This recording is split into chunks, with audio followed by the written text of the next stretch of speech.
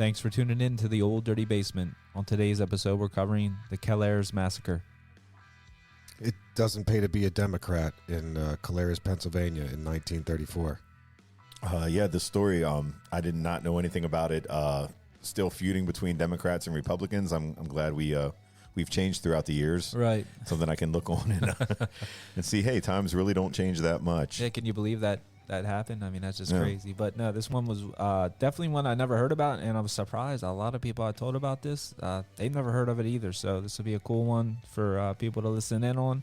Hope you're enjoying the show. Speaking of which, if you are, leave that 5-star rating, and on Apple you can leave us a written review. And sit back, relax, and enjoy the Kelayres Massacre.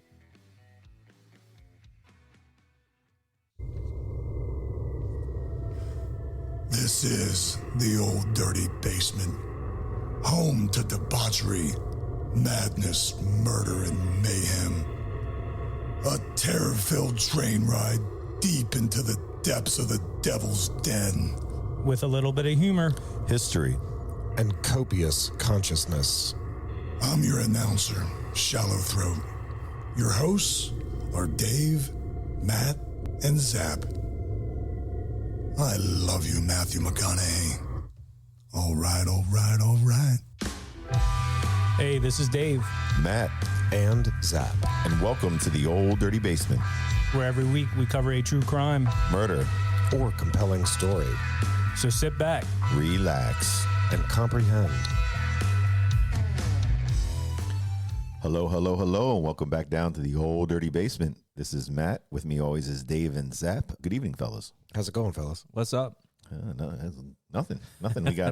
We got a really, really cool true crime for everybody today. Can you fill us in a little bit on that, Dave? Yeah, so this one was given to me by my father-in-law. Shout out to Art. He goes to the library. Big Art. Big Art, yeah. Yeah. He goes to the library, and he likes to look up stuff like PA crime stuff, which is perfect for what we do here. And he was like, hey, did you ever hear about this story? I'm like, no. So he had the book. He let me borrow the book, which is called The Kelayres Massacre, Politics and Murder in Pennsylvania, Anthracite Coal Country. And it was by Stephanie Hoover. He gave me this book to read. It's a real quick read, about 106 pages, I think it was. And it's crazy. I never heard of this story. Had no idea. And I never heard of this either. Yeah. I mean, I spent a lot of time up in, my old man was from up in Pennsylvania. Everyone, it's what we call the region. Yes. And the region is the coal region of Pennsylvania. That's since, pretty much dried up. Not dried up, but it's just been halted or, done away with. Right. As under the Joe Biden administration, the growing distaste for coal and coal power goes. It's cheap. It's here. It's cheap and it's here. Dig it. Burn it. It's right in your backyard. Yeah, that anthracite coal. So Yeah, I heard that burns really good too. It's very hot. this story, it's a wild one, and I cannot believe that I never heard about it. So you spent some time in Jim Thorpe, correct? Which Yeah, is not so- far from. Right. So for sure, my dad was born and raised in the Mount Carmel, Pennsylvania area, which is you're in the heart of coal country there. Oh, I thought you were going to say caramel. Like they mined caramel. Oh, that would be That's awesome. in Hershey, right? Oh, yeah. The Mount land of Carmel. The land Yeah. of Carmel. It's just Mount Carmel is this volcano that once they burn it hot enough with anthracite coal, it shoots caramel out of the top of it. Is that how that works? Yeah, I think Joe Biden took that away also. he did. Did he Said shut it down? It was too much fun and sugar. That happens. Thanks, Joe Biden. But So, of course, so having grown up in that area or whatever, so him having grown up in that area, my grandparents were still up there, until their deaths. But I would still visit there all the time. And it was, I certainly became familiar with at least the Mount Carmel / Wilburton area of Pennsylvania, which is right down the street from the ever famous Centralia. oh yes, It is only but a handful of miles away from Centralia. That's on fire, right? Yeah, still on fire. Underground burning with coal. I think they have one. Is there one person that still lives there? Or nobody? Or I think it's abandoned. I don't know if Last I anybody's there. checked, so I saw that special too. Okay. I definitely saw that special. I've been to Centralia a couple of times. I don't know if everybody by now is finally out of there. There might still be one or two lingerers. I think they just opened the sheets. Yeah, they might have. Jesus, I would not be surprised. With real estate prices, I mean, Yeah. it might move up there. It might be, 'cause- It's worth the risk. Yeah, I mean, Fuck it. My way these- basement's on fire. Who cares? yeah, I mean, just deal with it. Just don't go downstairs, people. Just stay up here. But In a coincidental twist, then, in my formative years of professionalism, when I was fresh out of college and joined a small regional firm in Pennsylvania, I had a number of clients up in the region. yes, So many clients and so much time was spent up there that I ended up moving to Jim Thorpe Yes. for a year. yeah, Jim Thorpe's a cool town. Matt and I were up there over the summer. We went whitewater rafting. Yeah. Beautiful town. Absolutely. And It's is that America's Switzerland. Is that Schuylkill County as well? It's the Switzerland of America. No, they Where- do say that. They do. It's on one of the fucking Where signs. in the hell did you? Oh, it must be true. No, it is true. Dude, It's my goddamn sign. it's they put the sign up. Somebody keeps painting it. It's like going in there like women with clogs and like, what the So as you're driving in from, I forget which fucking direction, but as you're driving into the town, you're coming down this mountainside and you can see the town of Jim Thorpe off to your right, way off to your right, down in this valley. And it's beautiful. Like, it's so picturesque. And That's perfect. Yeah, yeah. you cross the bridge it's and you're postcard yeah. perfect look. And I get Lee Heighton. As you're driving in from the town of Lee Heighton into Jim Thorpe, you're coming down this mountain. And that's where you see the sign. The Switzerland of America. I swear to God. Yeah, I've heard that on There's a train there. I seen that, and it's beautiful. Like the river runs through it. Mhm. There's it a has river the- that actually runs. There's a significant amount of water that because of the way that it's the town's built that runs under the town. Oh, really? Under Yeah, it? it's amazing. This mountainous runoff of water that constantly runs under the town. From probably the water that we were in. What was that? The Lehigh Gorge, Lehigh Valley Gorge. I think you were in the Lehigh or the Schuylkill River We were in water. Yep. for damn sure. Mhm. Yep. Yep. They should like. There's some way to mine that water over towards the place that's burning. The desert. underground. Oh, to Centralia. Central. Or the desert. You can grow Either stuff way. out there. All from Jim Thorpe. Yeah. This cactus brought to you by Jim Thorpe Water. Yeah, Jim Thorpe. Thorpe was actually a real person for everyone listening. He's an He wa- athlete. Yeah, he was an athlete. Indian. American Indian. Yes. Yeah. Yep. That's right. But at any rate, all in that same area, big, like he said, coal region. That's what this story is based around, is that town of Kelayres, which is over closer to like Hazleton, I guess it was, like right south of Hazleton. Yep. Not a very big area. Looking It's like at it, about 5 blocks is wide, that what I it think said? was. Like 5 Mhm. blocks? Yeah. So it wasn't very big, but yeah, at the time, anthracite coal was just a very hot commodity, and the story is based around the one gentleman who was kind of running the town at the time, Joe Bruno. So he was on the school board, and he was kind of controlling the town at the time. But the coal industry, was doing a lot of money, and there was actually a lot of black market coal being sold. Like people were going into abandoned mines and selling it like on the black market, basically. So they would go in, and they said by 1935, the Bureau of Mines estimated there was like $20 million worth of coal had been sold illegally. So like people that were up there. I didn't know it was that regulated. Yeah, I mean, I guess. No, this, He's I'm just stealing pull- coal. I'm Can't just- you go in your own little mine and Yeah, man. I'm just pulling shit out of the ground. I can't God. just sell it. Wait a second. If I grab can, an axe and a shovel? yeah, if You I can lazy grow sons of vegetables and bitches. shit and fruit out of the ground, Right. why can't I dig into the ground and sell the shit I'm taking out of the ground? Well, I guess they were going into mines that were maybe, did these companies own these mines? I don't know. Like, That's like selling water. Oh, wait. I guess you could get away with that. That is the thing. So trespassing, you're saying, essentially they're selling company property. So Right. I get it. If company owns that, and that makes sense. yeah, So coal is, let's call it black gold, right. Texas tea. Mm-hmm. So if they're going onto somebody else's property, mining shit on their property and then selling that stuff, of course, that's theft. Right.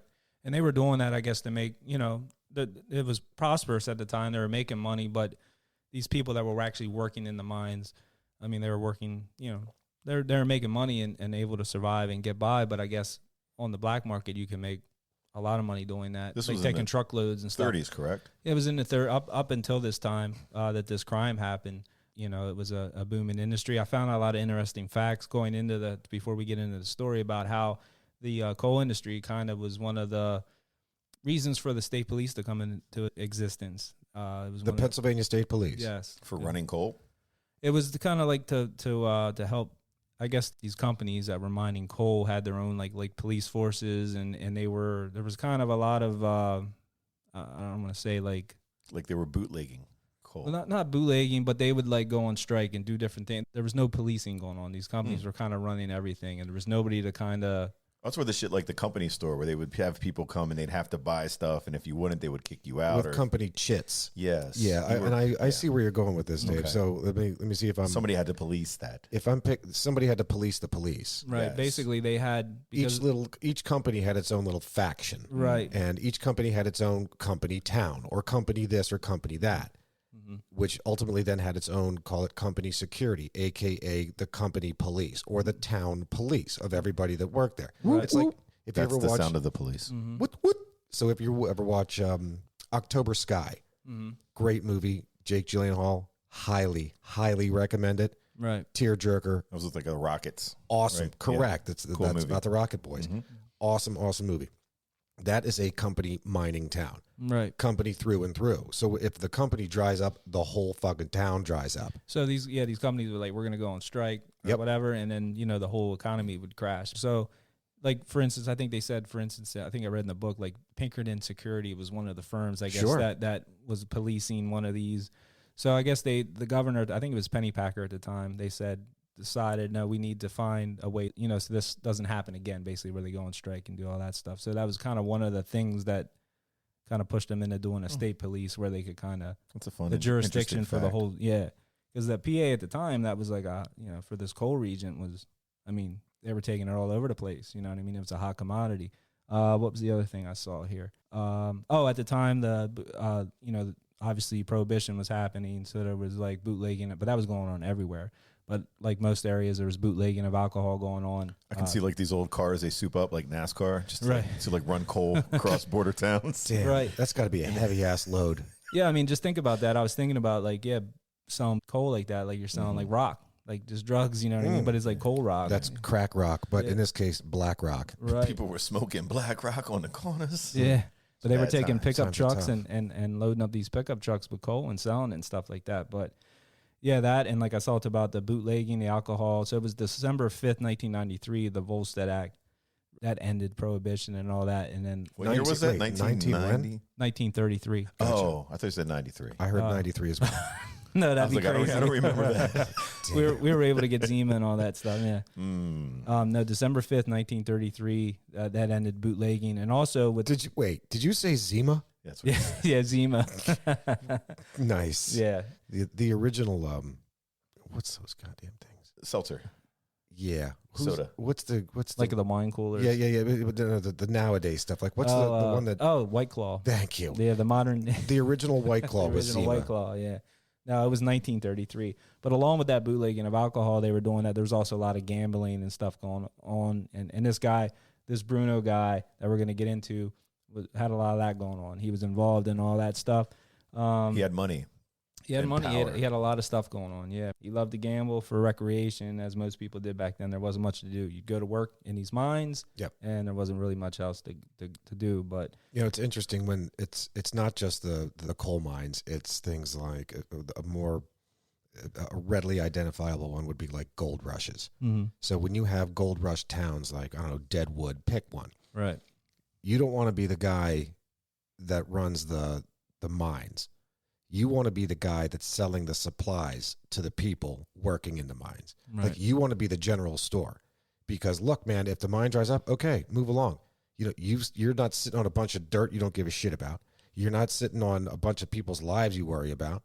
You're just the guy that's selling the supplies that help them get from point A to point Z. Right. So that's where the money is. And I'm saying that all of that because I'm likening it to, for the same reason you find the supply guys at, a gold or a coal mining town, you're going to find in virtually in any city or town where like a military base is, right close to it, you're going to see tattoo parlors, bars, and strip joints. Oh, and gambling if it's legal. Gambling. So the vices, right? The vices. People always look. I don't care if it was COVID.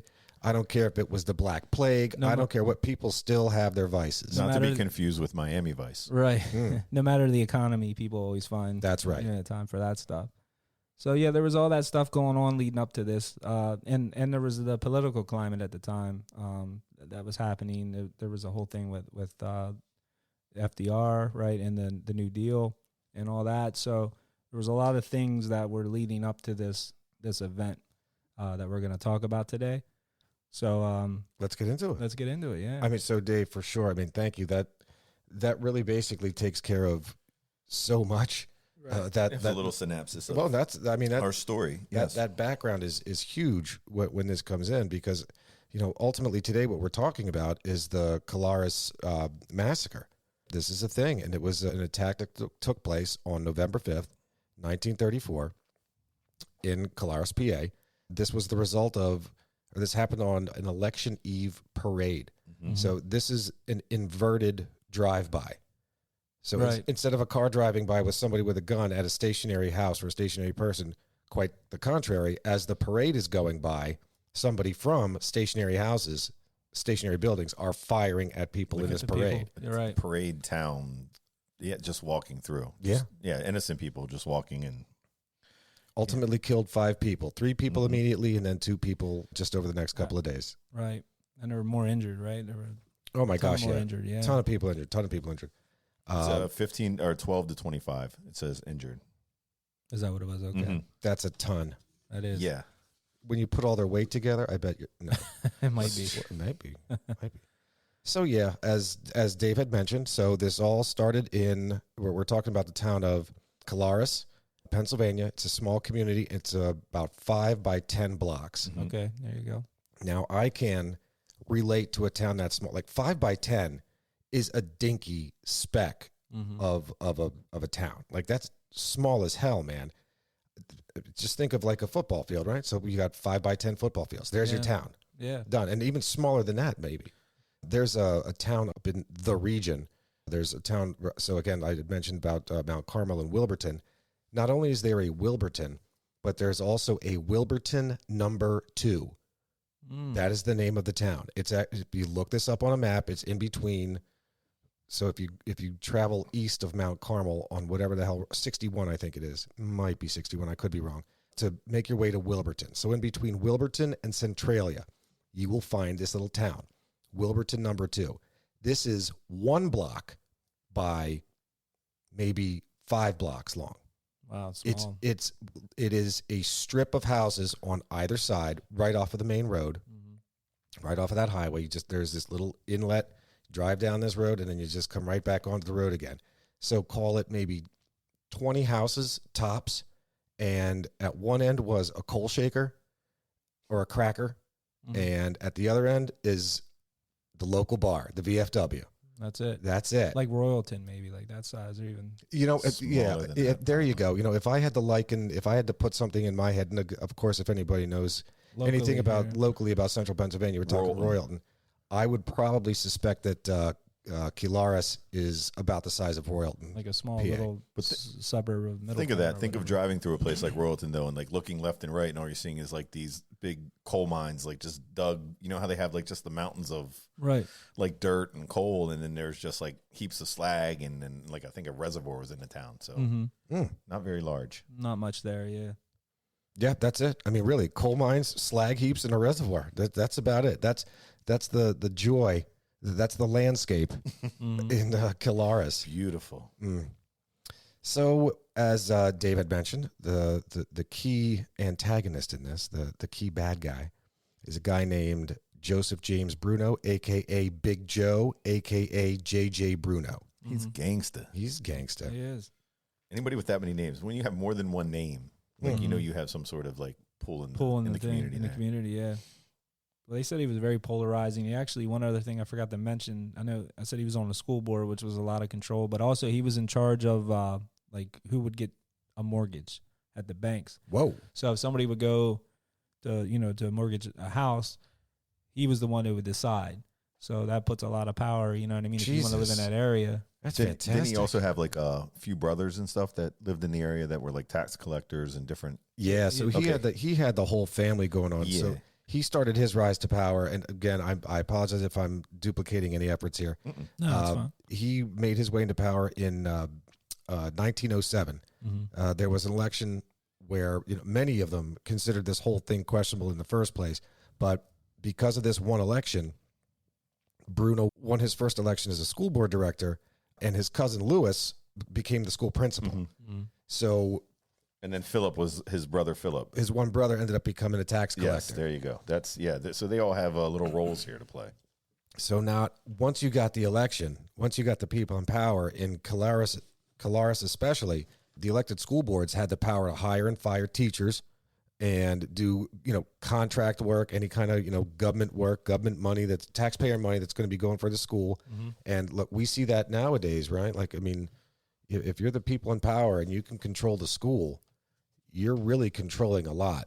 When you're molding minds, right? When you have that power to mold minds, you're not only going to have those kids at your mercy by what kind of garbage you might be feeding them, like you get today at the government school, but also their parents, right? Who rely on teachers in schools and whatever, to look, far too often, I think, to basically, hey, raise my kids for me while I go to school. I'm sorry, while I go to work. Yeah, if that guy's pissed at the parents, he can make life terrible for the kids, which and is going to affect the parents. You know what I mean? Obviously. So yeah, but this Bruno character, he wore like so many hats, and if you read on about that, I don't know if you were going to mention, like, he was a justice of a peace, detective, and he was an officer at his brother's bank. Bang. So it's like that's that part. Yeah, about the loans and stuff. It's crazy. It's just into a lot of stuff. But he also ran the garage that fixed the school buses. Yes. Oh, geez. And as you had mentioned, Dave, earlier, he was bootlegging coal. He had a slots parlor. Right. Hell, right down the road in Pottsville, he had a brothel. Which is, wow. Hey. That's there again, ladies? Something you'll always find no matter the economy. You know what I mean? That's just one of those things. But yeah, the guy was just involved in everything, it seems like. He just seemed like he was really involved in the community. I mean, look at all these things that he did for this little, how big was this area? 5 by 10. 5 by 10. So like Sap said, like a football field, you would think? So I'm thinking, if I'm thinking of a city block, that at most is a football field long. And it's not a big area. Even that's long. Yeah. So basically 50 football fields. Okay. Yeah, I looked at it on Google Maps and it's tiny. It's just like a small area. So. I mean, this guy was involved in so much, though. I can't get over, like, hey, I need to get married. Call Bruno. So he goes, marry somebody. Like, if somebody dead down the street, I better get down. Hey, Bruno. What's up, Shane? Yeah. He's like, it's like, I got to get going. He's like, oh, hey, we got to take a loan out today. Hey, I got to be over the bank, fella. This is before cell phones. How do you get around that fast? He's like, I wonder, like a movie like that where the one guy played like every character. He's just like the man of many faces. Or was that with like Dana Carvey? Yeah. Is that like, what it was? Like, hey, the bus broke down, Jim. He's like, oh, sorry, guys. Yeah. He has every change of clothes in the back of his van. What was the movie we were talking about with Dan Aykroyd? Somebody we were just talking about that. Coneheads. No. Where Ghostbusters. It was like a 90s movie where they go to this town. Oh, and it's was it Demi Moore in it? And it's this scary house. Strange people. It's like a haunted house. Was Chevy Chase in that also? I don't know if Chevy Chase was in it. I know what you're talking. It was like this little haunted house, and he was like played an old man. Yeah. He was like the judge. Yeah, he was everything. In the 90s. Yeah. It's gonna drive me by something. Hold on, we can. What do you call that? Finger bang it. Finger box. Easy. This is a family show here. I meant finger box. Finger box. Dan Aykroyd. Yeah. So yeah, but it's that. It's everything that we're all saying, right? I mean, like once you get in America, first you get the money, then you get the power, then you get the women. What's the dark helmet thing? How's he say? Both. Oh, that's right. Jewish princesses are often attracted to money and power, and I have both, and you know it. Yeah. Your helmet's so big. He was like dark helmet then. Exactly. So this guy wants to wear every hat in the community that he can so he can run the community. Like this is a guy that owns the town. Right. Excuse me, very quickly. That movie you're talking about is Nothing But Trouble. Nothing But Trouble. Dan Aykroyd. We could also put that up on, it got a 13% on Rotten Tomatoes. Yeah, it wasn't that good. 1991. Okay. Interesting. Never saw it. So this guy was living the life for a while. Mm-hmm. Republicans were running everything nationally and locally. Right. With the exception of Woodrow Wilson there for a bit. I mean, whatever kind of progressivism that started, eventually as these maybe 2 decades or so went on, 2.5 decades, there was a shift now where we've hit the Depression, and we've got Roosevelt in office, and at this point in 32, this is when Roosevelt and Democrats just basically swept. They killed it. They owned it, absolutely owned it, and that ended up trickling down to the local level. Right. In this case, in Pennsylvania. So understand that, J.J. Bruno here was all Republican all day, him and his family and all of his cronies and everybody.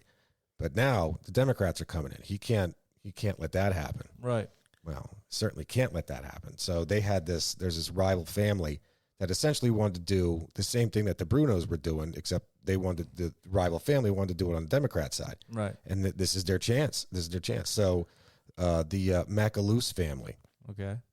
they were essentially the polar opposite of the Bruno family. Yeah, they were all Democrat all day. So all day. Macaluce, they're winning the local elections just a year after in 33. They're winning this, that, and the other thing. However, They had shirts that say Jay Bruno wants the D. Is that how it went? I think so. even Bruno wants the D. Yes, I think that's what they said. However, it's fortunate as Bruno, the guy that runs this town. Yeah, he even had a school. I didn't know if you mentioned that. The school burnt down, and he had the school called the Bruno School, named after him. Oh, I missed that part. Yeah, after he rebuilt the school and said they're like, oh, thank you so much. He's like, call it the Bruno School. Bruno School. So that's how much like That's awesome. yeah, this guy was just like he ran the That's town. money. Right. Oh, hell, man. So who are these Macaluces coming in there? Well, look, willy wait. nilly. Even around here, we got Derry Township, which is also known as Hershey. Hershey, right. So Yeah, you got you're the money. right. Right. First, you get the sugar, then you get the power. Power, right. Then you get the milk women. house. So the Macaluce clan comes in, they win, or do they? We'll find out because as Bruno, What is the guy that owns and runs everything, he also happens to be basically the election commissioner, or his as Matt had pointed out earlier, the justice of the peace. So this guy on election night, this dude takes the election box, all the fucking ballots, and just hides them. Just holds on to him. So they He's were like, no, I'm not.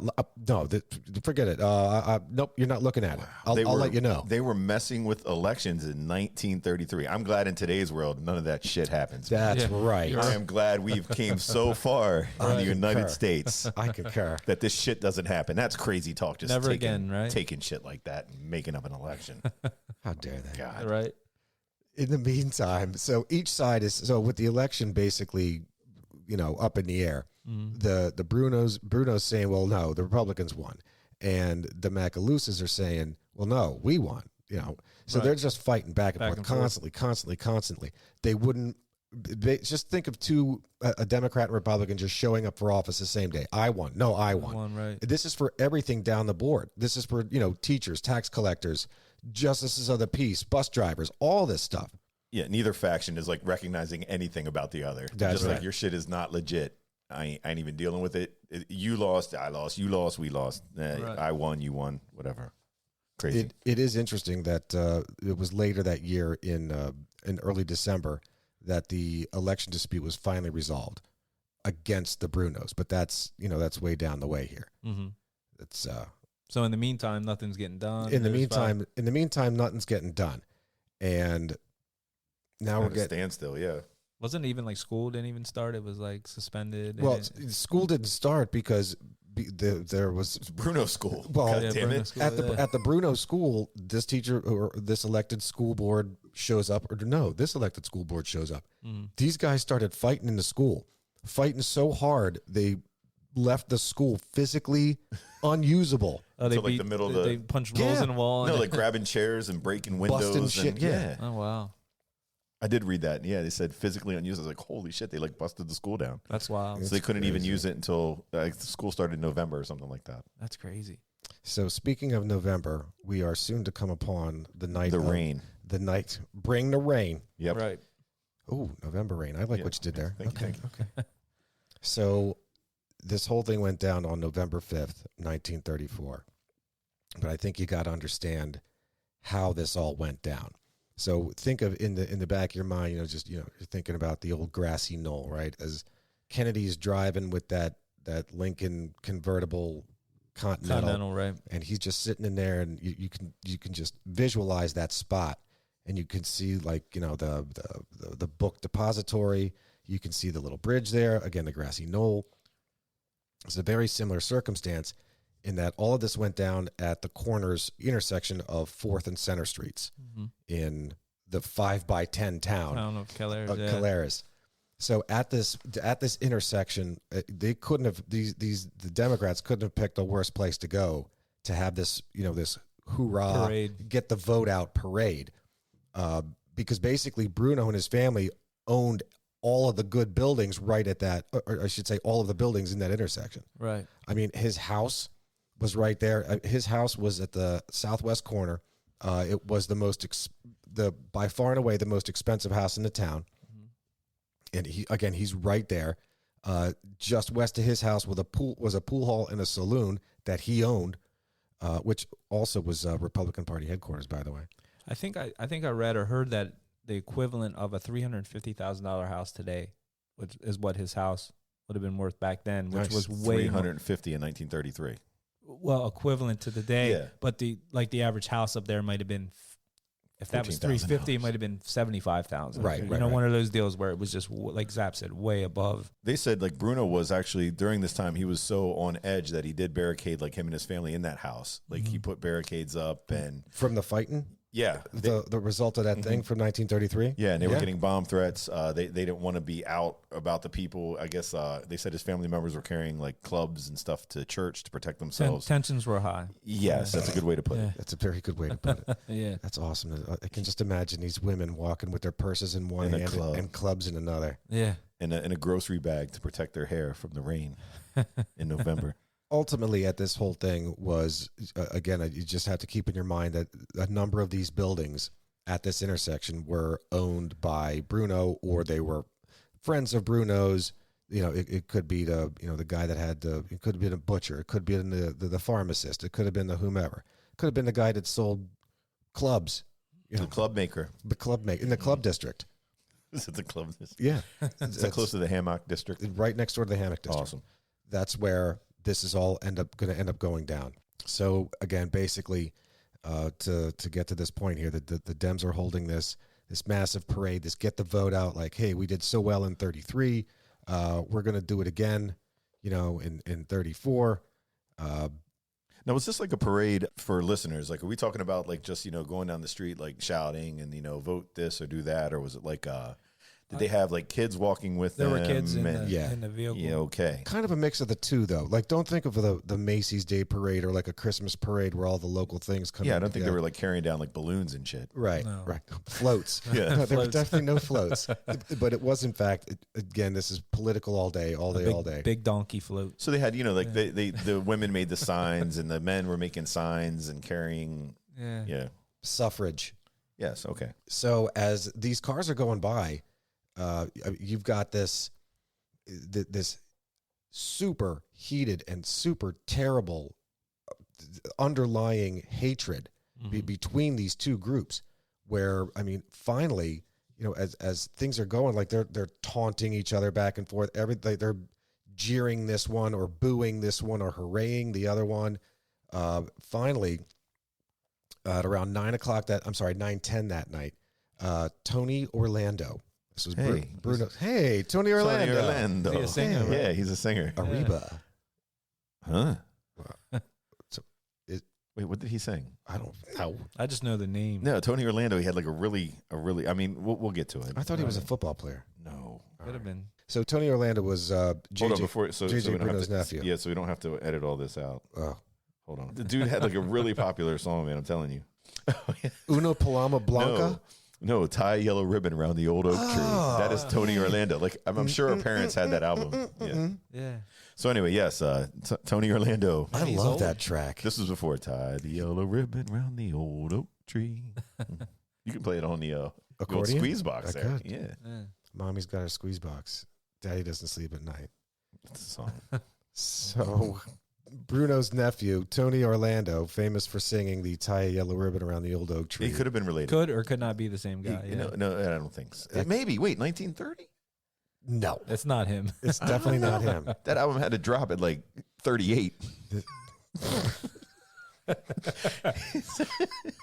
They remixed the remix 30 years I later. can see one. Ladies and gentlemen, Tony Orlando releases his new album today. Like the clicker on the click, Yeah. you know what I mean? Yeah. Tie a yellow ribbon around the old oak tree, #1 single. Tony Orlando. Yeah. All right, whatever. Something tells me this is not the same Tony Orlando. I don't know. Because this Tony Orlando has an E in his name, Toney, Oh. versus Tony. I'm thinking is Anthony, like a Anthony Tony. Orlando. T-O-N-Y. Okay. It was fun while it lasted. It was.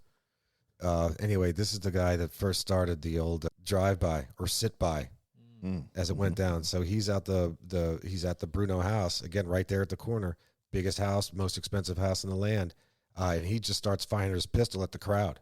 Wasn't it like both parties, they said, held rallies, but I think it was just the Democrats who were walking down the wrong part of at the time at the street. Okay. Yeah. Okay. So again, vote for D, vote for R. They're all doing their thing, but the shotgun blasts were heard when the D's came around. Right. Ripped and killed at will. And indeed. So when these gunshots started going off, people are thinking it's like fireworks or something like that. Like, Nobody knows. Now, all of a sudden, instead of just a couple of pistol shots by Tony Orlando, not the same as the singer, right after that, you can start hearing rifles, shotguns repeatedly. Like a whole arsenal of weapons going off. Yeah, initial reports actually said it was they thought it sounded like machine guns because it was being fired so rapidly. In the news, it was getting reported as that. Is that right? Yeah, like there was a lot of misreporting on that, like that they thought they were machine guns. Even in some of the police reports, I think even. Yeah, I did read they were saying that like there were shots being fired. Like they would see groups of children and they were like taking shots over the children's heads. And so like, really? And then it started doing the repeated fire. That's crazy. Well, so as you're talking about the police, the initial calls for help, the police said, you guys are, you're just messing with us here. Just stop fucking with us. It's fireworks. You're having parades. Somebody's going to be setting off fireworks. Right. Police didn't even bother. But when they finally did, after enough of these calls are coming in, it's like, okay, let's give this a shot. Is that a pun? Oh, shit. I didn't even think about that. Well done. Well done. So when the police finally did respond, I mean, everything was over. Right. The cars are gone. People are gone. The guns are gone. When the shooting's over, turn out the lights. There you go. Let's see. Initial investigations of the Bruno house, which is where all the bystanders were saying, hey, man, all of these shots are coming out of, that house. J.J. Bruno's house over there.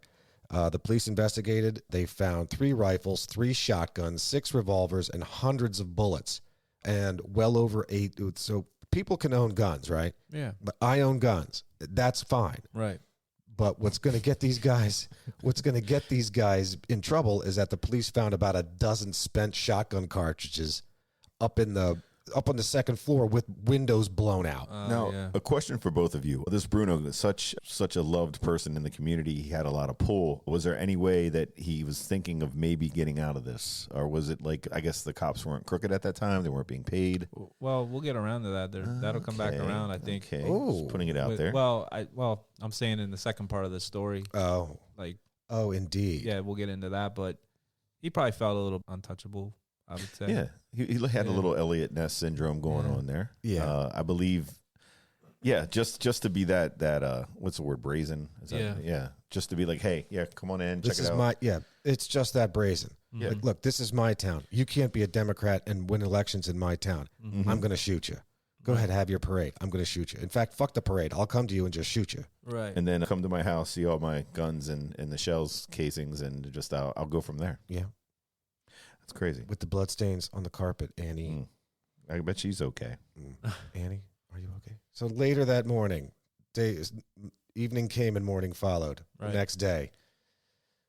That morning, arrests include J.J. Bruno, his wife Cecilia, his daughter Elvira, his sons Alfred and James, his sister Lucy, his brother Phil, his nephews Paul and Arthur, his nephew Tony Orlando, a bus driver, and 3 other Bruno-appointed teachers. See, why do they do that? Why do they just say a bus driver? I mean, the guy has a name just because he drives a bus. Maybe ridiculous. Maybe he wasn't material enough of a witness. What about the teachers? They weren't material enough at the time. No mention. It's possible. So everybody gets arrested. Everything's fine. Now you've got both sides, not just locally, but now this is starting to spread, at least Pennsylvania wide. That the Democrats are going to say that, oh my God, this has to be all Republicans. Like, they're all terrible. This is a Republican Party effort. This was just the first of many to come. Whereas at least, like, let's say the statewide level Republicans will just blow this off as saying, look, this was just a local thing or whatever. Right. It's one Italian family versus another Italian family. It could be just, hey, it's a mob thing. It has nothing to do with politics. Right. Anyway, so funerals, of course, occurred.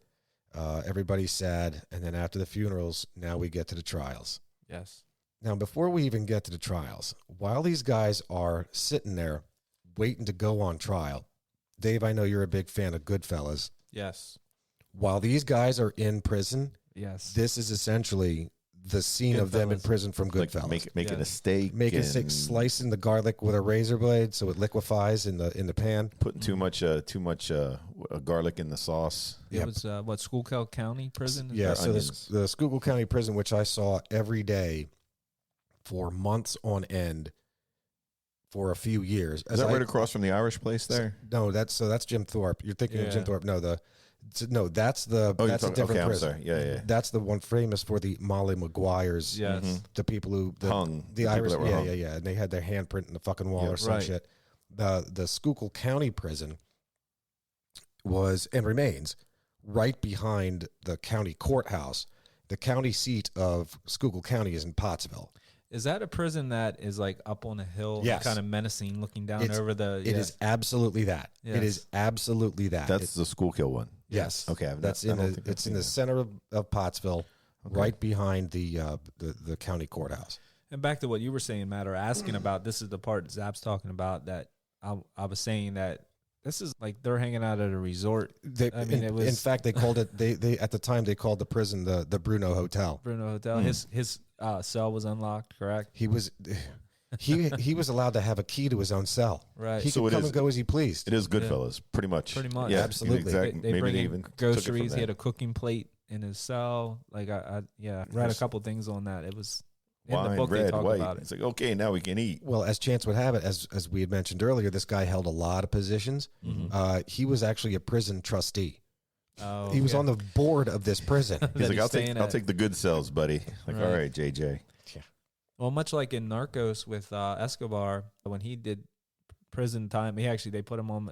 He had the prison built for him to stay in. It didn't have like his own soccer field and stuff like that. It was like a nightclub almost, So these guys have power. This is no different. That's awesome. Oh, the Bruno Hotel. So, all right, let's see what happened. Oh, okay. So now we're coming to the trials. So there were actually 4 trials for 7 defendants. As I was talking earlier about, this family member, that family member, the other family member. But the most important out of all of these was J.J. Bruno himself.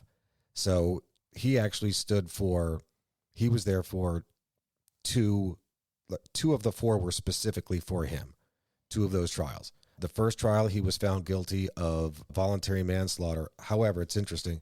Even after that trial, a local guy was arrested for trying to tamper with the jury. To try to look, come on, man, this is a Bruno trial. Right. So the second trial was for him as well, and he was found guilty of 3 counts of second-degree murder.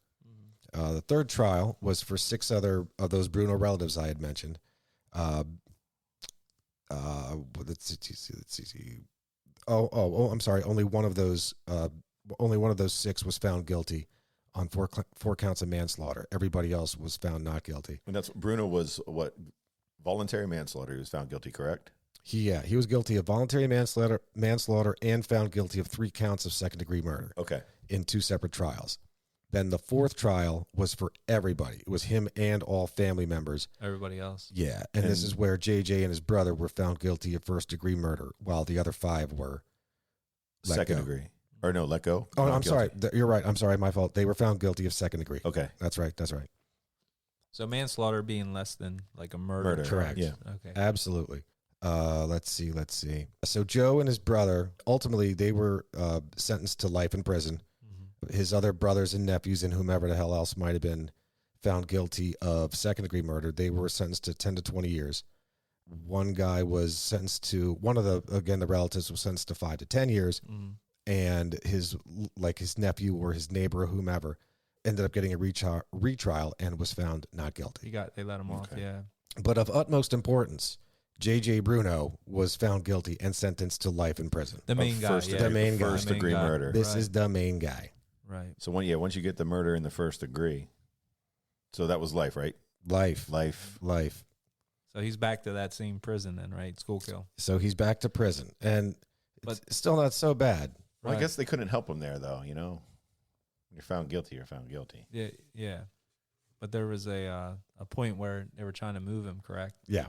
So they were definitely trying to move him. They were going to transfer him because now he's found this is different than county prison. Now he's going to federal, or would it be federal prison? Well, not necessarily Not federal, but state prison. State prison. Okay, yeah. Not county prison, but state prison. And he was moved to Eastern State, or I'm sorry, he was going to be petitioned to move to Eastern State Penitentiary, which is in Philly area, right? Yeah, yep. Right. Well, I heard there was a bunch of the families and everything were putting in for mistrials to do for at the local level, but I guess they said the Pennsylvania Supreme Court stepped in and denied all of them. Is that right? Yes, they said they denied the Bruno family petitions for any retrial. And So they were going to try to do it within the community, but the Supreme Court stepped in. They went, and that Eastern State Penitentiary is like a rough one. I mean, that's the one that now is like supposedly haunted and all that stuff. I guess like a lot of bad shit went on there, but that's down there like the Philly area. And it would have been a totally different experience, I'm sure, than what he had going on here at this Schuylkill County prison. which so he was still there. Like, right. So at this point, you know, why he's in trial and all that, he's still at while he's in trial, and this is after he's been convicted. Mm-hmm. So he's still sitting there, although there's petitions to move them. The locals, the local people, the local prison board guys and the county commissioner stepped in and said, hey, mind your own goddamn business. We're going to keep this guy locally here in this county prison. We're just going to keep him here. And not only did they do that, if it wasn't already the Bruno Hotel, they increased that even more. They made so much more, you know, allotments to him. They put in a pool and a weight room. They had a sauna. Things like that. TV, VCR. They hired a girl to drop grapes into his mouth. You know, It was a good time. It was a good time there. So now we're coming into a very interesting twist in the old Bruno life. So on December 8th, there was a job vacancy that was filled for a prison guard. It was filled by a guy named Guy Irving, nicknamed Speck. Oh, okay. So you're going to say Smiley. Not Guy Smiley. Guy Smiley. So Guy Smiley Speck. I like Smiley better. So Speck. I miss Sesame Street when Sesame Street wasn't so woke. Oh, jeez. He said, the alarm on Sesame Street before you watch it. Guy Smiley. So Guy Smiley gets this job, not but maybe a week later, a little bit over a week later, on the 17th. It was interesting. Bruno's daughter, Antoinette, right? Antoinette, ended up visiting that day 4 times. Do you think she knew this guy? Oh, I don't know if she was there for the guy or if she was there to see her dad. And these visits were like unsupervised, correct? Absolutely unsupervised.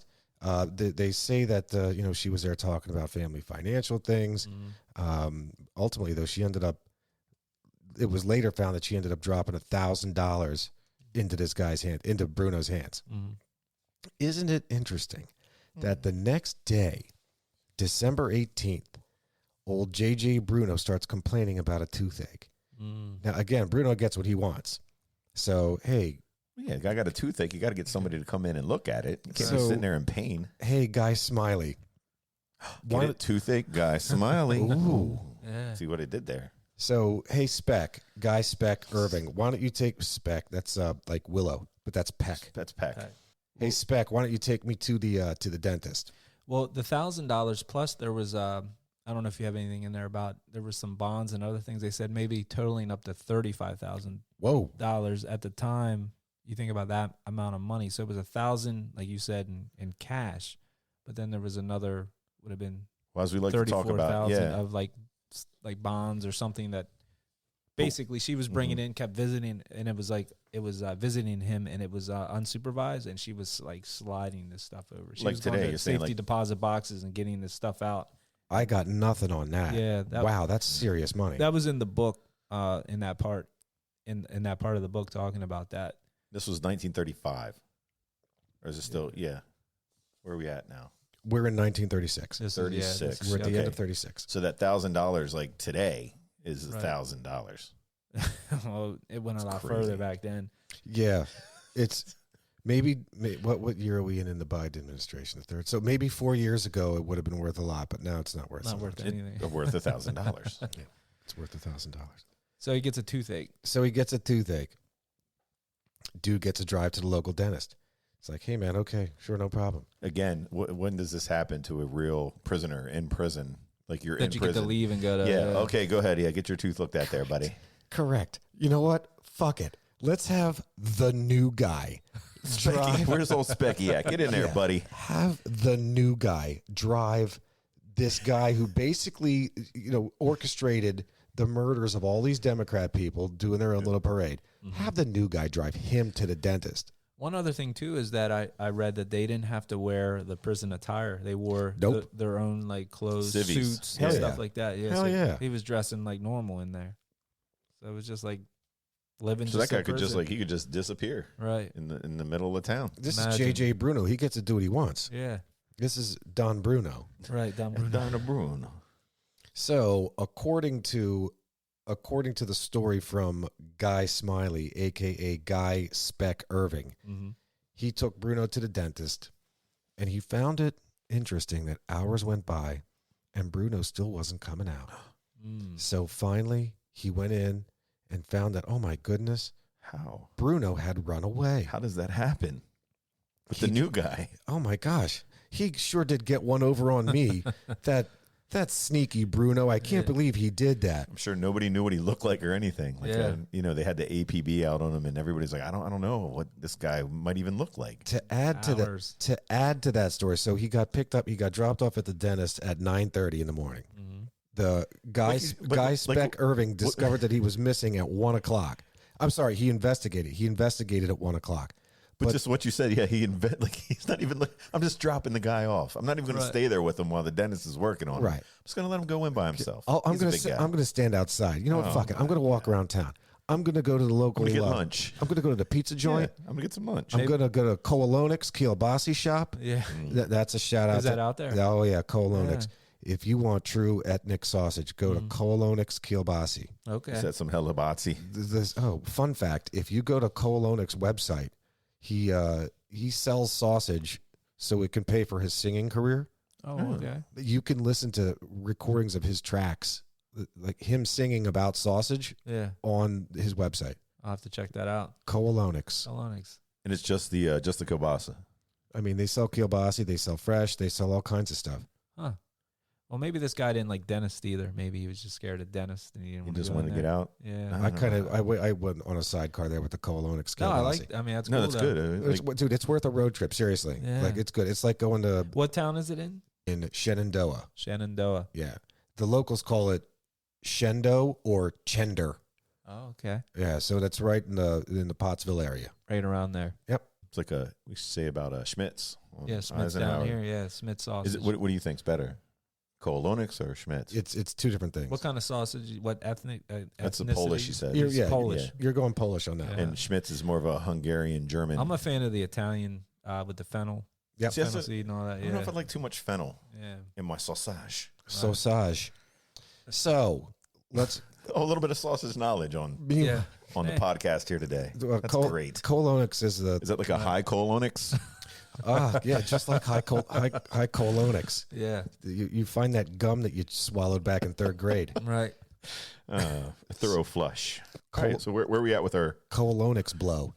Where are we at with JJ? So at JJ goes in at 9:30 for the dentist. 1 o'clock, Guy Speck Irving, the new guy, the new prison guard, decides to investigate on his own, wondering why the hell it's taking this guy so long in the dentist. 3.5 hours. 3.5 hours. That's a long time. Yeah.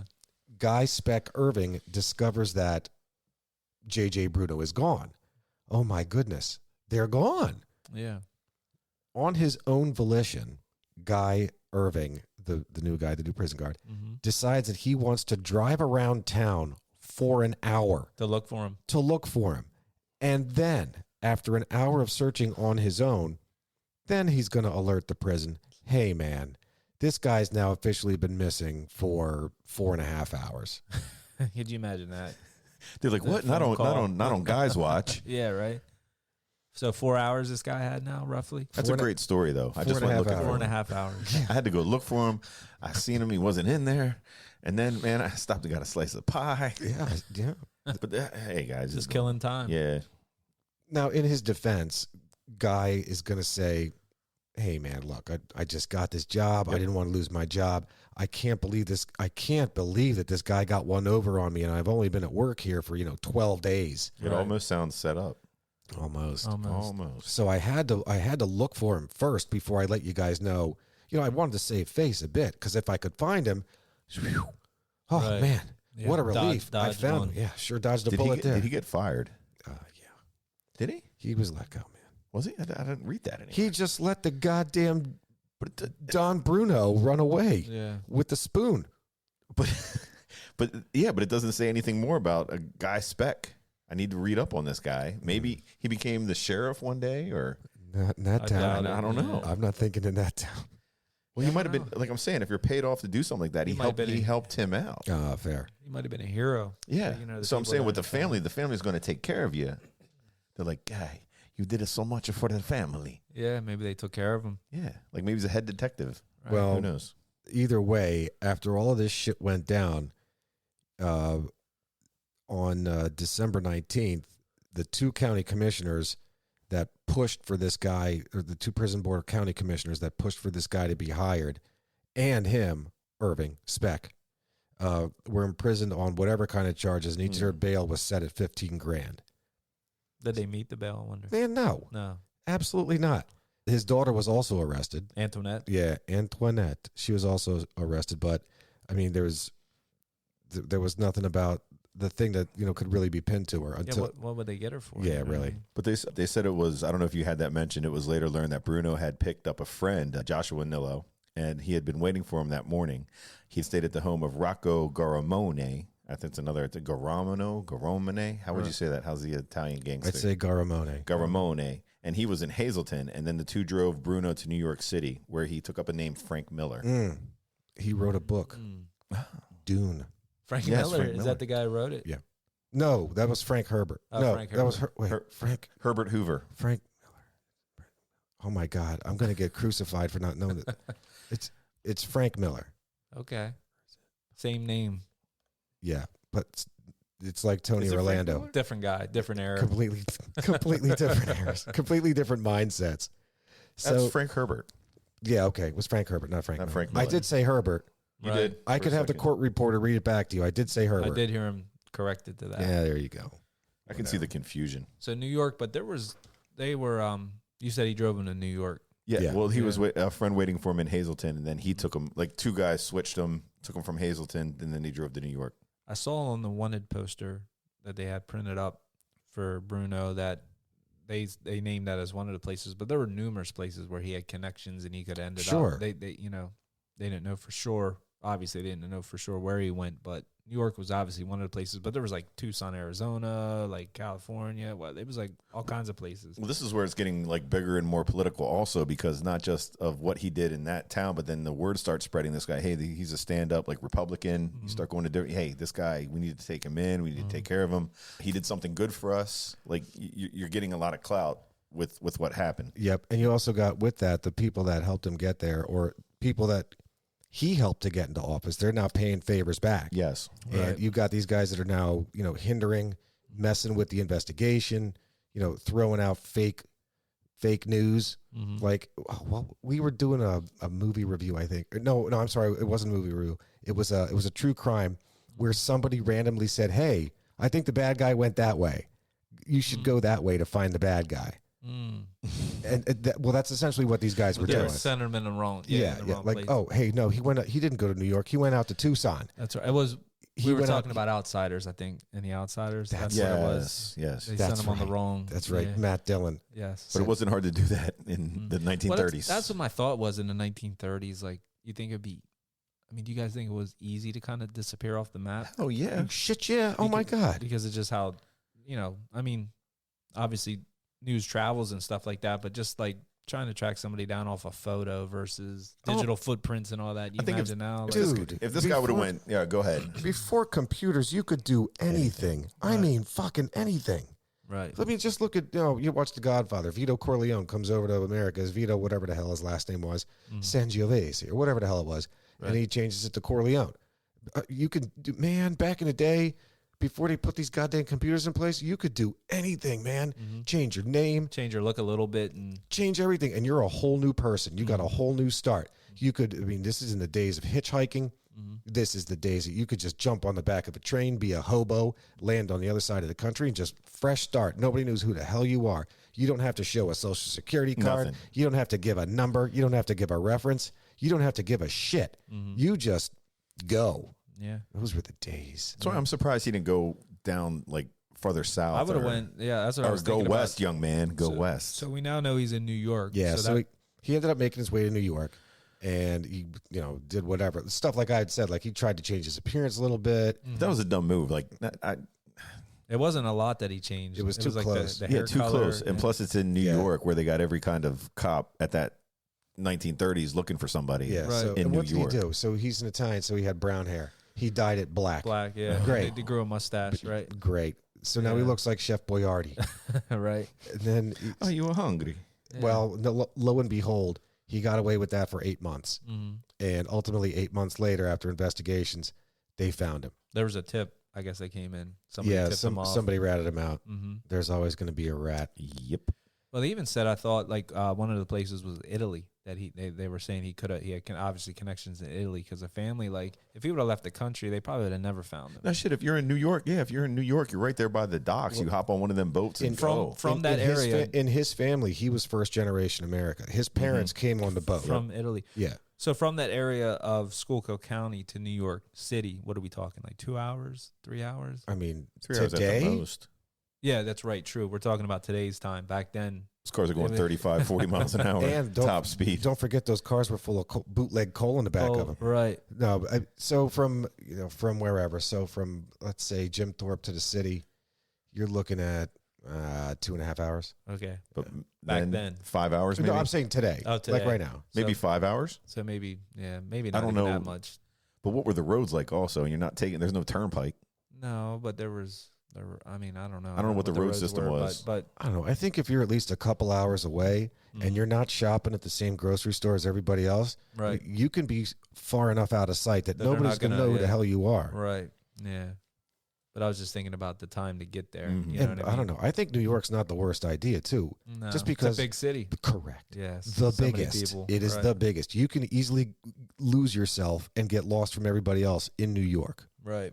My man should have went to Montana or California You might stick out or there. Florida. If you're The Montana, Italian, you're gonna, you're right. You're You're going right. to stick out. He'll get caught right Yeah. away. Like Yellowstone. You'd be out You there. could have went to Florida. A lot of retirees, Yeah. heavy set Italians. Look at from Godfather Green. 2. No, Godfather 2. Andy Garcia. No, that's Godfather 3. Later redone as Godfather Coda. The old man that lived in Florida, the old Jewish guy, Godfather 2. Oh, Mel Brooks. Jesus. Forget Mel it. Brooks. Forget it. Forget it. Anyway, that guy. He could have been that guy. Doesn't Right. matter. So he got caught 8 months later in New York. Blah, blah, blah. No, like when they tracked him down to the apartment and they confronted him on the street, there was like no Yeah, confrontation no, or anything. no, He he's was like, "Got fuck me." it. You got me. Yeah, You got me. big Good deal. job, guys. You got me. Anyway, it's interesting. He was all of the family ended up being paroled. Hell, even Bruto himself, even JJ, he was paroled. Hell, what year are we in now? 37? Mm-hmm. He was paroled 10 years later. 37, 38. He was paroled in 48. 48. Yeah, he was out. They still did their time though. I mean, the parole. Right, but he was supposed to have life. Yeah. He was supposed to have life in prison. He got out 10 or 11 years later. Yeah. He ended up going back to his house. In Yes. Kelayres. He just went back to his hometown in Kelayres. Nobody liked him. Right. That's what I was gonna. Yeah, I heard that he went back to try to make amends and apologize. The families wanted Not if nothing you to kill a do bunch with. of people on the street. Yeah, they were like, yeah, forget you. You know what I mean? Well, and let's not forget, by then, it's all D all day. yes. Which yes. it's not surprisingly, to this day, that is an extremely, extremely Democrat area. In Oh, really? Spokane. In the region. Okay. You have labor unions. Mhm. You have, oh my God, well, shit like this. right. And not for nothing, that But you're pushing coal. yeah, but I hear you paint houses. That's The Irishman. Oh, the movie. So the movie The Irishman, are you familiar with that at all? Yeah, I'm Joe trying to. Pesci's in it. Yeah, the one they just put out with Yeah, De where they- Niro and they where they aged did the it. They digital. aged 'em, Yes, yeah. it was on Correct. Netflix. Correct. Yeah. That's about, those guys are from the region. Oh, Okay. really? Those guys are, yeah. So if you look up, and They were there's like truckers or whatever. so Teamsters. Mhm. So you got unions, Very big unions there. Right. That's everything in the region. Everything in the region So is you're going all to sway Democratic. So it's all Democrat all day. And back to the coal part of the story that we talked about in the beginning, that died off, that industry then, right? Correct? What was the thing that... Killed it? Yeah, that killed it. They ran out of fucking coal. Well, Yeah, so but two no, for things. like- Two like- things. You're going to run it. You're going to dig all the coal out of ground, which they haven't, by the way. Right, that's what I'm saying. They have not. But you're also going to have such extreme regulation that, again, listen to the news for an hour anymore. I think he's talking about nuclear power, where they were trying to push no, that. what I saw, like the heating and stuff and all that stuff, that Oil? when they switched to like electric for heating and different sources for Yeah, heating. but what makes homes the and all- electric? You got to burn coal True, yeah. to make the steam or to turn the turbines or to do whatever to make the electric. Right, so but So around, keep buying your electric cars, hippies, because it was made by By coal. coal. My house So- is actually run on water. is that how I that ran a runs? stream. I have a big wheel that turns. So what? Amazing. It's like a miller. Right, By miller, I mean I'm saying someone who mills, right, not So- to be confused with Frank Frank Miller. right. That guy. So at what point did that die off around? Was it during all this or after? After, Or- definitely after that. After that, So okay. We're really leaning on Zap for facts here. Well, no. Yeah, So, yeah, the- yeah. so I that's don't fine. That's know. fine. I don't know. This is just me seeing it coming up. Okay. Like, so I remember as a kid going up seeing my grandparents, right? Mm-hmm. And I remember seeing these again the crackers and the processing plants and the this, that, and the other thing. They just were just recently at that time had just been abandoned or done. So nobody's doing that now at all. Not I don't think it not much. no. No. I'm saying not in that capacity that it was. Right. I'm sure that it still exists. Like there is a significant coal coalition in Pennsylvania. There is a coalition in Pennsylvania. In fact, I know the woman who actually chairs the or is the president of that lobbying group. That the entity. Oh God! Again, think of a trade group, right? They just lobby for coal. That's all their job is, lobbying for coal. Right. I mean, yeah, it still exists. It's definitely there. It's just dying. It's not what it was. It's not what it was. Again, heavy regulation, extreme regulation, public distaste. You're going through. What do you call it? What do you call coal country? The region. The region. Yeah. I drove through there not too long ago. I went up skiing. I don't know the name of the place exactly, but yeah, you just see these like hills of just like dirt hills. Dirt. And then Right. you see a couple reservoirs, some quarries, and then more dirt hills, and then some stuff's there. Right. It looks Very like strange. it's very ghost towny. Yes, very much. Drive. I'm telling you, drive from here to Shamokin. Drive from here to Mount Carmel. Drive around even the Centralia area. Not just because it was burned out, but you're going to see just abandoned things. You know what? Drive to Knoebels. Yeah, I love canoe. That's the drive. Yes. So from here Yes. to Knoebels, you will see a ton of, if you go from, let's say, Mount Carmel to Knoebels, like go from here to Mount Carmel, then go to Knoebels instead of about and around the fastest way. Between Mount Carmel and Knoebels, you would see a ton of abandoned shit, like just ghost town stuff. Right. Like the conveyor type things and the Yep. Yeah, whatever. Yep. It's weird. A lot of those same families, like they stay in those areas. Like if you go Absolutely. if you go up in those same towns, a lot of those names are still around. You know what I mean? Those people never really left that area. That generations, they just kind of stay. But even the homes, I mean, they remind me of like if you go into where I grew up in like Middletown or like High Spire, or they're just like the half homes and Yep. they're just tons of Duplexes. them. Yeah, duplexes Galore. everywhere. And it's just these little towns, and it has like a pizza shop, like a laundromat, and a couple bars. Right. Weird. So now instead of coal, all you see up there anymore is abject poverty. Oh yeah. That's it. I mean, when you take an industry out like that, there's some. I guess there's They do some other plants, like warehouses for some things that are shipped in through there. I for think. sure. I mean, there's ancillary stuff that's taken place. Like there's maybe some like aluminum work or not precious metal, but some metal working stuff, maybe steel. Yes. But nothing that made that area thrive. Like people, so you have this ethnic element to this place, right? So when I say things like Kolonics, I mean that's Polish or whatever. Right. It was a melting pot. There was a lot of different. Absolutely. The region in Pennsylvania is basically the equivalent of like Pittsburgh. So like what Pittsburgh was for steel, this place was for coal. Okay. That you had every ethnicity coming out of the whole goddamn globe to make its way there to mine this coal. Because there's money there. There's money to be made. You know? That's Pennsylvania is mostly like one of the bigger melting pots, areas for like all different ethnicities. Right. Which makes us a cool state. You know, it's interesting when you mentioned about this sparked the need to create state police. Right. It was one of the things they said, that kind of helped push that into existence, I guess. It actually speaks volumes to the nature of a commonwealth in and of itself. Mm-hmm. So there are, 5 commonwealths in the United States? So the difference between a state and a commonwealth, a state is built from the top down, so they establish the boundaries, and that's going to happen in a commonwealth too. But then from there, they say, all right, well, here's our state government, here's how the state government works, and now what the state government created, it can now delegate to whatever it needs to delegate at the local level. Commonwealths are built from the bottom up, from the ground up. So they're built by things like these. Well, here's a town here, and here's a town here, and here's a town there, and here's a town. And all of these little things, those grow first. Once there's enough of them, now we start to give a shit about the state government. But otherwise, it's regulated so much on the local level versus the state level. Thank you, William Penn. Hey, there you go. Thank you, William Penn. But yeah, I guess the police, state police, you need to police the police, the police. And so forth, yeah. 1 + 2 + 1 + 1. Right. Yes.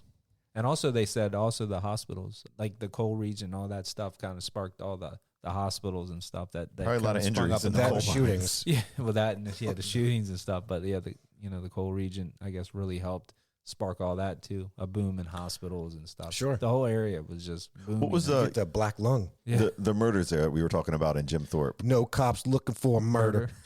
Jim Fat Thorpe? Burger? There was a murder in Jim Thorpe? No, where the 5 men were hung, but I think it was something to do with the coal mines. Well, that was at Molly Maguire's, right? That Yeah. Yep. It was like a gang or whatever. So that's like a whole nother. Gang of these frisky Irishmen. Yes. The movie stars Sean Connery. Oh, really? Oh, yes, there is a movie. I did not Do know you that. see the beast? Yeah. I have in my sights, Miss Moneypenny. That's a terrible That's a pretty Sean good Connery. one, Oh, man. thanks. That Thank was- you. That wasn't bad at all. It wasn't All bad right, at cool. all. The therapist. The From therapist SNL. for 1,000, Alex. That's not what your mom said last night. The rapist, he says. I'll take the rapist for 500. The rapist for 500, Alex. Therapist. Oh, It says therapist. what was that on? Saturday Night SNL, Live. yeah, it was like okay. on Jeopardy. He was like, "I'll take the rapist for 500." He's They'll say "It's something like, actually "You gotta something like you gotta get off that." And he's like, "That's not what your mom said last Yeah, night, that's what Alex." Yeah, it was great. It was great. But yeah, a lot of cool stories in that region. I mean, alone, you think about all the PA. There's so much we can get into Yeah, with coal so much region. stuff. Yeah, But so yeah, that guy, got out of jail, went back, lived his life, and do we know what happened? He lived for 3 years. after So that. Okay. he moved back to Kelayres. He lived there. He moved back in 1948 after he was on parole. Mhm. He lived there for 3 years. Died in 1951. Okay, there you go. Peace out, J.J. Bruno. Right. yeah. There's not. I guess he did quiet life for the last 3. I mean, I haven't read anything else. No. I mean, by then, let me check something here. Let's see if we got a. I want to find out when this cousin was born. I do have a fun fact about the trial. Shoot. So the trial, they were trying to. You talked about how they kind of burnt through the trial pretty quickly, I guess. And Yeah. so the trial cost at the time was $75,000. That's what it was costing the people. You know what I mean? That would be $1 million today with inflation. And God stuff, damn. So obviously. I can't find the cousin's birthday, but as I did mention, he had won a local election in 1907. So I don't know how old you got to be to win a local election Right. of this stature, to be, what he became and grow from there. But if he won that election in 07 and he died in 51, I mean, that in and of itself is 44 years. Right. So, okay. He was in his, at least was in his 60s. Yeah, I know. I think he was in his 50s when all this happened. Early Okay. 50s when the murders and all that stuff happened. There you go. And so you figure he's 60s? probably, yeah. Early, young, today's standards, but Yeah. good age. Yeah, but definitely a cool story. Like I'm saying, I'm surprised I never heard about it. Just being from PA, and but I guess there's a lot of stories we never heard of. So And this came from your father-in-law, which is yeah. awesome. Yeah, Thanks, Big Art. Yeah, That was a good call. I'm gonna hit him up for some more. He's always at the library getting these books and research and stuff. So he just threw it out there. So if I hear any other cool ones, I'll We could have him definitely- call in one night with like some suggestions Yeah. or Yeah, I So mean, there's a section, I guess. coming in and karate chop us if we do something wrong. Yeah, it's right. He's a black belt, so you can, that. Kia! Yeah. Was that a Jackie Chan impression from That was from Cannonball Run? Yes. Yeah, he's a black belt in Ishinru. Oh, So, Ishinru karate. Yeah, yeah. That's like the lady, right? Isn't that? I'm not sure what like. Crouching Tiger. Yeah, I'm not sure which one it is, but he told me Hidden some crotch. cool stories like when he was training and stuff back in the day. Like his sensei would have him run on train tracks barefoot Bow to your sensei. to build like. What is he like, Luke Skywalker? So, wait, no, His sensei was on a backpack. I do want to hear this. So wait, would he run on both of them simultaneously, like split, or would he have to run on one, like one foot in front of the other on the same track? Well, no, like I guess maybe on the wood part of the track. Okay. I'm not sure. Hitting But- only the wood. Don't touch Yeah. the stone. Like just Or or like you maybe step on the crack, The you break your stone- mom's back. The Right. stone is lava. You Just to step, build- the build up- stone is lava. build up calluses and stuff. Like Wow, they that's were awesome. very So when you big on kick build- people, Yes. I know they do that with judo chop. It's probably very similar. And When stuff. you're learning judo, you're going to walk around and you're going to constantly be hitting things, hitting walls, hitting this, that, and the other. It's going to toughen up your skin, Yes. toughen up your muscles. yeah, funny karate story. Growing up, my dad took karate. I don't know what he was actually, a belt or whatever. Right. But I would have my buddy, the lieutenant, would stay over every so often, and my dad was like always because he was into karate. So my friend, the lieutenant, who we talk about sometimes on Right. here. So my dad would come downstairs sometimes in his gi. Is that what they're called? A gi? Yep. Yeah. Yeah. And my dad was in Vietnam. Sometimes he had some flashbacks or whatever. Oh shit. It's true stories. You can ask Lieutenant about this. So also ghee is another word for clarified butter. Yes. You can buy it at your local grocer. That sounds As yum well. ghee. So he would take it out on the lieutenant, No, he would come to me and he'd be like, "Hey, Lieutenant, check out this move." And he'd be like, "Matt, come here." I'd be like, "No, Dad." and he'd take it out on you. Not again, Dad. He'd be like, "Come here, try to kick me." Oh, He'd be like, it's like, "Come on, kick me, boy." Like, I was like, "No, I want to." Dad, That's crazy. So I'd like go like, I'm not Charlie in the jungle. yeah. Right. So I'd like go like try and kick you, like grab my leg, like hit my knee, Take you out. Ah! Oh man. Nah, And that- the lieutenant would be like, "Wow, it's awesome." He's like, "What else you got?" He's like, "All right, man, attack me from the back." I'm like, "No, Dad." Again, Dad. you don't want to get. Yeah, you don't want to be a prop. Dear But Dad. it's a Nah, but it's Phil is my father. definitely a cool thing to know. You know what I mean? So, fun fact: that guy you're talking about, Mm-hmm. he took Ishinru karate. Oh, the same one. Yeah. Oh wow. Yeah. Shinryu. Yes, He actually that's what I during- might have heard it before. I don't know. During COVID, he was teaching like virtually. He was trying to teach the grandkids. This is your father-in-law. Yeah, he would do it virtually. Like every night, they would do it during COVID, Oh, that's awesome. and they would like with Zoom or whatever. He would stream. Why, it Sure. to why was teach I them. not invited? Oh, you to definitely this? could have did. I had mean- no idea. Your biological didn't bother. Yeah, he offered to teach me. I tried a couple things. I just sucked at it. So, but I wish I could learn that. I don't That's an stretch awesome that thing. way anymore. Yeah, I'm not elastic. it's definitely be He's in cool. good shape though. Oh yeah, Yeah, Big Art's in definitely good shape. for his age, for sure. Definitely can handle himself. We know that. But yeah, I appreciate him giving us this story. Yes, thank It's you. a cool one to cover. Zap, thanks for handling the facts and all that, taking us through it, man. No, hey man, thank you all for helping to fill in the blanks. This Yeah. was a really good interactive one, and I know we all enjoyed it. Mhm. You know, not only because it's from from recommended by your father-in-law, but Right. for all of us, it's great because it's Pennsylvania, Pennsylvania, and yeah. from here it's an hour away. right? And To get to this, it's an hour away. and the people that I talked about this or brought it up, nobody's heard of it, so that's cool too. So a Yeah. lot of people are going to be like, "Oh man," I'm sure there's somebody that's heard of it that's going to listen to this. But of the people that I know that talking to it, they were like, "Oh, I didn't know about that one." So this will be cool. I think they'll enjoy it. I don't know what we'll be back with next week. Another true crime or compelling story as always. Mm-hmm. You guys got anything else in closing? I got a cut. Well, Want me to Yeah. go? You to go? Me? no, I want you to Oh, go. Thank you. I just for anybody in this area who's listening to our podcast to go travel up to Coal Country and the region. Go to the As- region. So lovingly called. There's some cool places up there. Centralia, right? Yeah. Place that's burning. There's Jim Thorpe. Anywhere in The Switzerland of America. which I did not know. I Now just you learned learned that today. something new, yeah. Mount Carmel area is actually, they had a good football team up there, but Yeah. that's a nice little area. Go into the town, look around, especially I'd say Jim Thorpe. This is what I get for insisting that you go. Dude, once again, you took the words right out of my mouth. Oh, I'm sorry. No, don't be sorry. I mean, I think it's great that we're on the same wavelength. Please, with butter and cheese, take the time, drive up to the region, see it all, see the abandoned stuff. Mm-hmm. Definitely see Switzerland, America. Definitely stop in at Koalonix, Kielbasi. or Colonix Sausage Shop. Jim Thorpe. Stop in Jim Thorpe. Molly McGuire. Molly McGuire's, cool little bar, restaurant. Yep. They have a cool vinyl store there too. I don't know what it's called, but Stop at the prison. the opera. You can the see opera the house. opera house is there. Stop at the prison where you'll see the handprint on the wall. That's it. Cool. Yeah, well, like those guys said, definitely check it out. It's definitely a cool place to go. And we'll be back next week with a new story. Don't forget to find us on Facebook and Instagram at Old Dirty Basement and on TikTok at Old Dirty Basement Podcast. Leave us that 5-star rating on Spotify, Apple, Google. Really helps. Written review on Apple helps as well. And I guess that's it for now. So we'll catch you where? On the flip side. If we don't see you sooner, we'll see you later. Peace. Thanks for hanging out in the Old Dirty Basement. If you dig our theme music like we do, check out the Tsunami Experiment. Find them on Facebook.